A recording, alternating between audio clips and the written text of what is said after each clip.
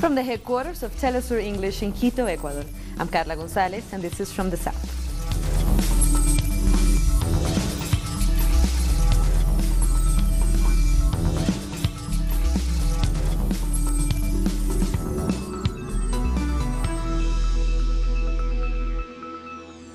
We begin in Cuba, where the Bolivarian Alliance, or the People of Our America, is about to begin a meeting of its political council. Our correspondent, IN Fernandez, has the details from Havana. Everything is ready for the ALBA meeting here in Havana. Delegates will be discussing threats to peace in the region, security in Latin America and the Caribbean, and the need to defend the region as a region of peace. This last issue was approved by the governments that are part of this bloc. The debate will also focus on the need to promote dialogue when it comes to solve any crisis situation and not by using force. Delegates will also reaffirm their support and solidarity with Venezuela. On Monday night, the authorities of the Communist Party of Cuba welcomed Venezuela's Foreign Minister Jorge Arriaza and said they are fully supporting the government of President Nicolás Maduro and the Chavista supporters. Arriaza said he is hopeful the ALBA will include a statement of support in the document that will emerge from the ALBA meeting. For the dialogue with Venezuela's opposition to solve the political crisis in Venezuela, the last meeting of the heads of government of the ALBA was held in Havana in December last year. During that meeting, delegates reaffirmed their position that any unilateral measure against a country of the region violates international law and the Charter of the United Nations. That was IN Fernandez from Cuba. The Congress of Latin American and Caribbean Students is underway in Venezuela.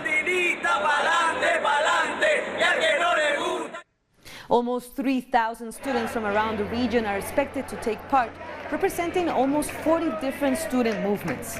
They are discussing the challenges facing young people in the region and the possibilities of greater coordination between the organizations. Many of the delegations have been speaking out against imperialist intervention in the region. Let's hear our correspondent, Luis Tavera, who is at the Congress in Caracas. More than 2,000 students are here at the CLAE Congress discussing the situation in their different countries and across the region. The Venezuelan delegation is keen to show firsthand to the students from the Caribbean the reality in this country and so counter the image portrayed in much of the media. The activities will continue until Sunday, and many of them are dedicated to discussing the attacks by the U.S. administration on those countries that have chosen to assert their independence. Luis Tavera from Venezuela. Meanwhile, 180 Venezuelans have been repatriated on 2 flights from Peru's capital, Lima, as part of the Return to the Homeland plan organized by the Venezuelan government. 2 days after transnational energy company Repsol refused to supply fuel to 2 planes in order for Venezuelans to return home, the company apologized and complied.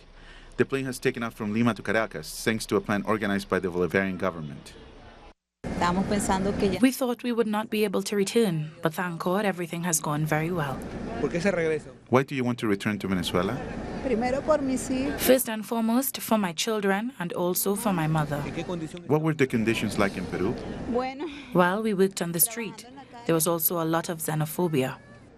The Venezuelan nationals have had their wish granted. They were able to return to their families, fellow citizens, and dreams, and can join the fight against the illegal blockades imposed against the South American country. They too fell victim to these blockades as they were stranded in Lima without being able to board the flights sent by their government. I was worried because I had already given up the keys to my room and I had nowhere to stay. I was stressed out when I heard that the flight wasn't going to leave. Why are you returning to Venezuela? Because I can live here. I have no family, except for my son, and here the elderly have no protection. The return home means that the Venezuelan nationals can leave the difficulties they experienced behind. For months in Peru, they had no access to health care, they suffered from serious illnesses, xenophobia, and labor exploitation. They take advantage of Venezuelans and their needs, and that's bad. Did that happen to you? Yes, it happened to me. In general, a bricklayer's assistant makes more than I received. I only made $60. This time, justice was served. If these preventative measures, which serve as part of the economic war against Venezuela, had been maintained, these 100 Venezuelans would have had to remain in Peru homeless. The Supreme Court in Colombia is set to decide which body should handle the case of the jailed FARC leader Jesus Santrich. Santrich appeared in court on Monday after he was freed and immediately rearrested on Friday. After 7 hours of deliberation, the judge asked the Supreme Court to rule on whether the prosecutor's office should continue to deal with his case or whether the Supreme Court should take over. Lawyers for the FARC leaders say only the Supreme Court has the power to hear the case because Santrich is a member of Congress. A ruling is expected within 3 days. Mexican President Manuel Lopez Obrador has announced a development plan for Central American countries. The plan focuses on attracting investments for Guatemala, Honduras, and El Salvador. The goal is to try to solve the causes of migration. López Obrador said he is seeking support from the United States, Canada, and other nations. We do not want the Merida Plan. We do not want helicopter gunships. We don't want that type of cooperation. We want cooperation for development, because that is what will help us calm the country, calm Central America, and to have peace with justice and well-being. Chinese mobile company Huawei said it is not moved by the widely condemned U.S. ban. Huawei founder Ren Zhengfei said the company's most advanced technology is not going to be affected by recent measures taken by the Donald Trump administration. In a move widely seen as a threat to free trade, the U.S. added Huawei and 68 entities to an export blacklist that would make it impossible for these companies to do business with U.S. companies. Although this time we are on the blacklist, our own company won't be affected by it.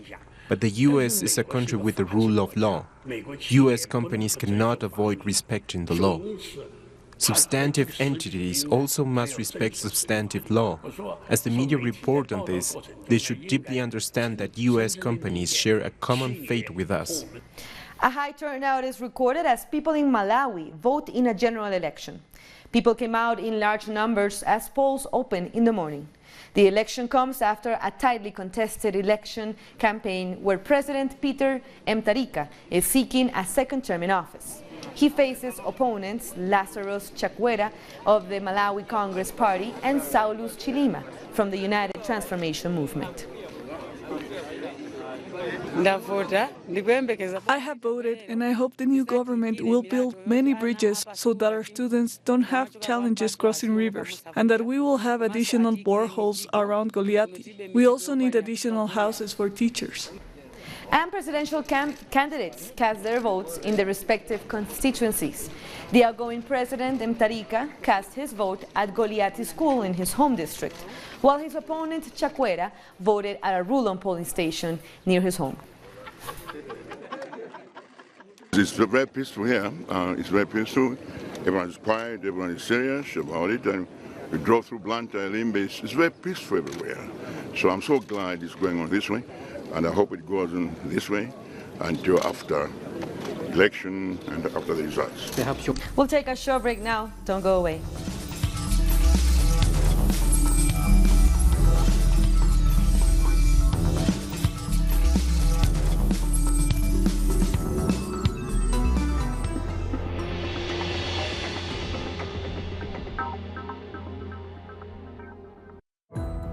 Our actions have an impact on the environment.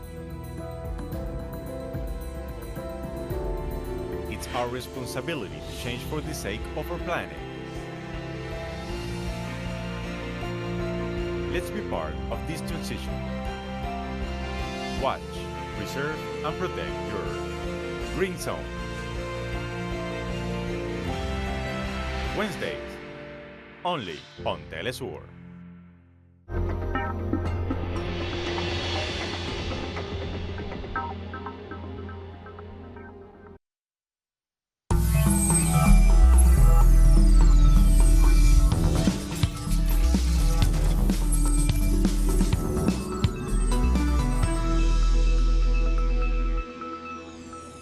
Welcome back.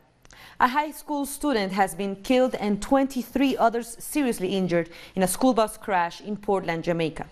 The minibus was said to be overtaking a line of vehicles when the driver lost control. The bus hit an embankment and plunged into a nearby ravine. A male student of Teachfield High School was killed, while pupils of the Port Antonio High School and the bus driver remain hospitalized. Discussions are underway on the proposed changes to Antigua's Sexual Offenses Act, with stakeholders meeting to review the legislation. Attorney General Roy Benjamin is chairing the meeting with a panel of legal experts and advocates. Issues such as rape, incest, and other sexual offenses were addressed, as well as the establishment of a sexual offenders registry. The new legislation is expected to be completed and tabled before Parliament by September 2019. Trinidad and Tobago's Carnival band Lost Tribe is partnering with UN Women Caribbean to begin a gender equality and cultural empowerment campaign. This campaign aims to communicate the message of gender equality and women's rights through a series of video messages, a platform for women to share their experiences. The band has redirected the conversation of beauty in Carnival and inclusion. This latest initiative coincides with the 10th anniversary of UN Women Caribbean and the 25th anniversary of the Beijing Platform for Action. That Carnival that is so important to Trinidad and Tobago. Carnival that talks about our diversity. I mean, we are multiracial, we are multi-ethnic, we are multicultural. Trinidad and Tobago, we are extremely gifted. And Carnival is a time that allows our creativity, our talent, our spirit, our energy is manifested on those 2 days. Last year we thought we are doing so much to promote women's empowerment and gender equality in the Caribbean, but we're not getting the kind of impact that we would like to have around the messages among the general public. Why don't we call for organizations, both profit and non-profit, across the Caribbean to apply to partner with us? And we look. In other news, more than 2 tons of cocaine with an estimated value of $30 million have been seized in Guatemala. The cocaine was confiscated during a series of police raids in the southwestern part of the country. The drugs arrived at the Air Force Base in the country's capital early on Tuesday.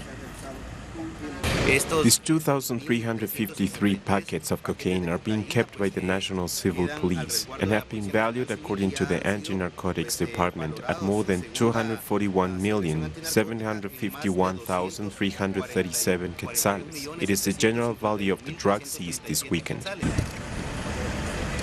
It's very important to mention that so far this year there have been nearly 6 tons of cocaine confiscated and anti-drug work by the National Civil Police.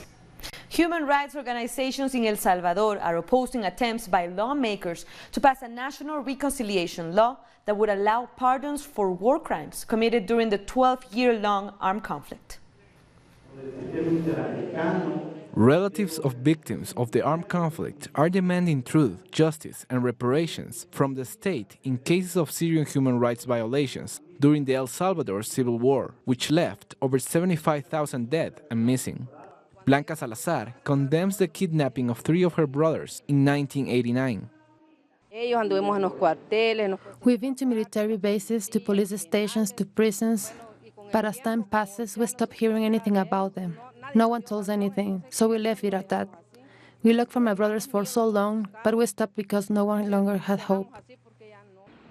The situation of victims is increasingly complicated because of the intentions of a commission of the Legislative Assembly, which wants to approve a national reconciliation law, considered by many as a new amnesty law for war criminals, something that's already been deemed unconstitutional since 2016. History has already taught us that impunity is not the way towards a national reconciliation. As such, we make an appeal to the Legislative Assembly, to the elites behind it who are pushing for this agreement, not to make the same mistake that was made in 1993. A new amnesty is not right. It is not in accordance with our national legal system or with what is mandated by the Constitutional Court. Therefore, we are going to continue denouncing the proposed silencing of victims' voices. UN transitional justice experts urge lawmakers not to pass a bill which would lead to the immediate pardon of war criminals. I think the victims deserve respect, they deserve dignity, they deserve justice. They deserve to know the whole truth about those who have disappeared and those who were murdered. A few days before the end of President Salvador Sánchez Serén's term in office, victims demand that the president veto the reconciliation law if it is approved, since those who support it participated in serious human rights violations, which would go unpunished. Authorities in Ecuador have handed over some of the belongings of WikiLeaks founder Julian Assange to the United States. The material includes legal papers, medical records, and electronic devices. Ecuador's Foreign Minister José Valencia authorized the seizure of Assange's belongings earlier this month. Meanwhile, Assange's lawyer says the move was unprecedented in the history of asylum. WikiLeaks editor-in-chief says there was no doubt that Ecuador had tampered with the material it has sent to the U.S. An indigenous community in Paraguay has started using digital technology to protect their lands. The project includes people who are called monitors, who take photographs using a cell phone app to create a map that outlines the borders of the terrain. The community says this will help them protect their land that in the past have been occupied by large-scale producers. The loss of land and natural resources are the main issues for these communities.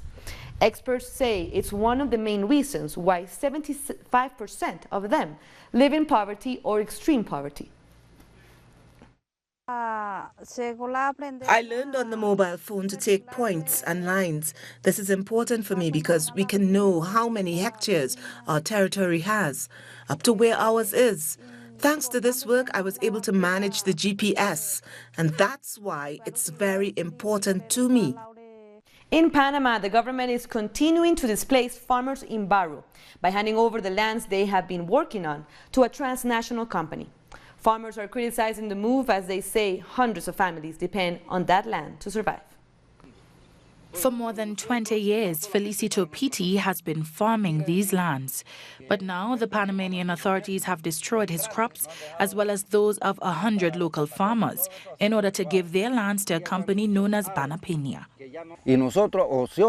We are approximately 20 to 25 farmers that are proud to continue working these lands, but we have lost everything. The company's equipments have arrived with approval from the authorities. The equipment sweeps the lands that were occupied by the farmers after the company known as Chiquita Brands International abandoned the area in the 90s. You can clearly see the machines that are damaging the crops. There's empty land that the company can take and do whatever it wants. But it's easier to take over the lands that are already cleaned and farmed than to use lands that are littered with plants and shrubs. More than 5,400 hectares were given to the transnational company. This includes close to 1,900 hectares of land used by around 400 families. This has negatively impacted their livelihoods. President Juan Carlos Valera has sanctioned a foreign company to destroy Panamanians, who do not take a single cent from the government to take care of their families. What the government is doing is not right. There's barely a trace of the old banana crop. Farmers have now stopped working, fearful of what companies might leave behind. There is nothing, only total destruction. This is not right. The farmers have united and intend to take legal action against President Valera and the local authorities over their continued persecution.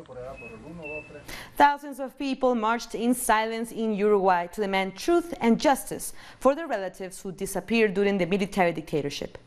Silent marchers flooded the streets of the capital, Montevideo, bringing activities to a standstill. This year's march took place amid tensions between the military and the government after a retired military detainee told a court he had thrown a body to the river, which belonged to a militant of the National Liberation Movement. They must tell us where the remains of our families are. People ask us to look towards the future, and well, it's very simple.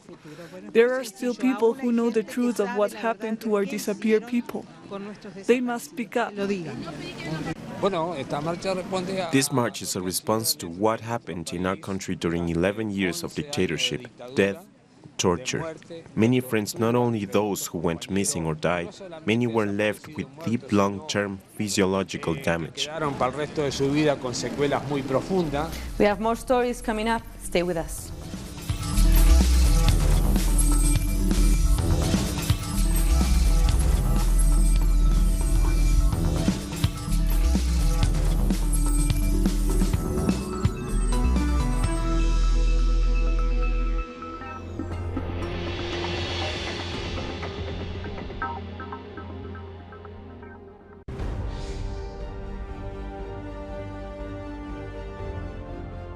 acompañamos a los pueblos que resisten en cada una de sus luchas.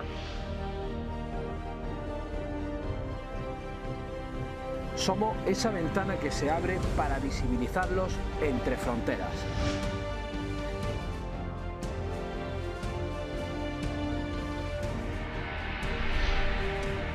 Thursdays, only on Telesur.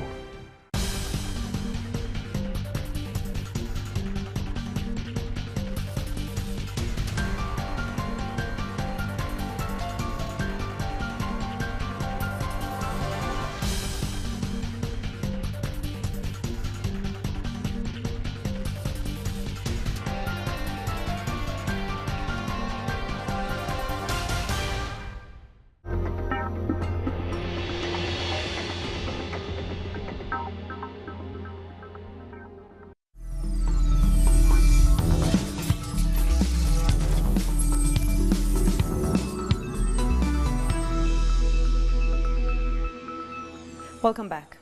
Rallies against an abortion ban are being held all across the United States. Rallies began at noon local time in almost 50 states.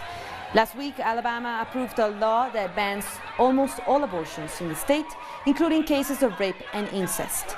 Legislation to restrict abortion rights has been introduced in 16 states, 4 of whose governors have signed bills banning abortion if a heartbeat can be detected.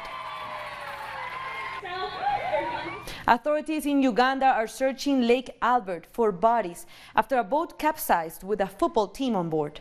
At least 8 members of the team and their fans died, and 15 people are still missing. Police say the boat capsized due to overcrowding.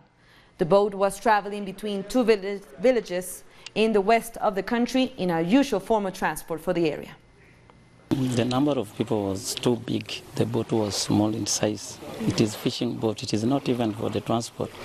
As we were going, the boat was keeping rotating, losing the balance, just going upside down like that. And then many people inside the boat, they were shouting that please, pilot, take us, at least take us to the shores. Protesters in Sudan have accused the military of procrastinating during transitional talks. There were more demonstrations in Khartoum on Monday. Protesters are threatening to continue the sit-in and spread the protests if talks are not completed soon. If the military council does not give us all our demands at the next negotiation session at 9 p.m., we will continue our sit-in everywhere and take our demands away, because all that is happening now is procrastination. Fighters led by General Khalifa Haftar have cut off the main water supply to Libya's besieged capital, Tripoli. The armed group stormed the water facilities and forced the workers to close all flow control valves and stop water wells on Sunday. The government agency says water provision would be restored once the attackers' demands have been met.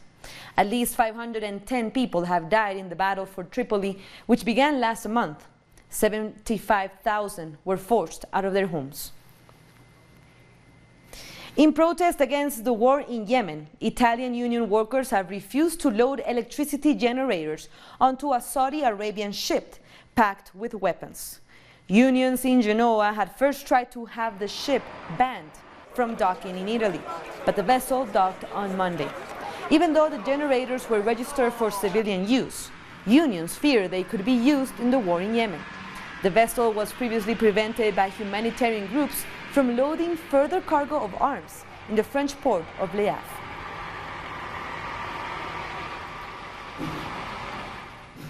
Volodymyr Zelensky has been sworn in as president of Ukraine, and he called for a snap parliamentary election as his first order of business.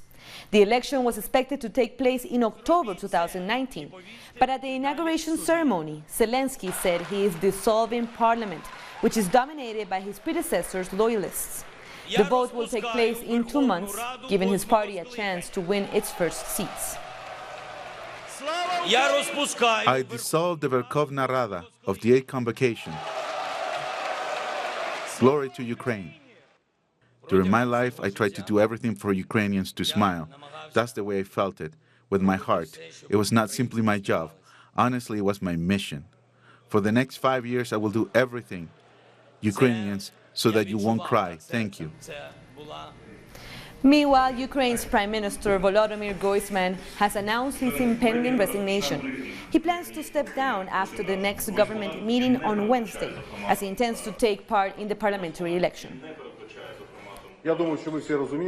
I think you all understand that the government is stepping down in front of the new convocation of the parliament, but not in front of the newly elected president. But at the same time, I made a decision for myself to resign right after a regular government meeting on Wednesday. With that, we end our news brief, but remember, you can still find all of these stories by checking our website, telesurenglish.net. For viewers in Africa, we are on Starsat channel 461 in South Africa and 539 in Nigeria. And you can join us on social media. For Telesur English, I'm Carla Gonzalez. Thank you for watching.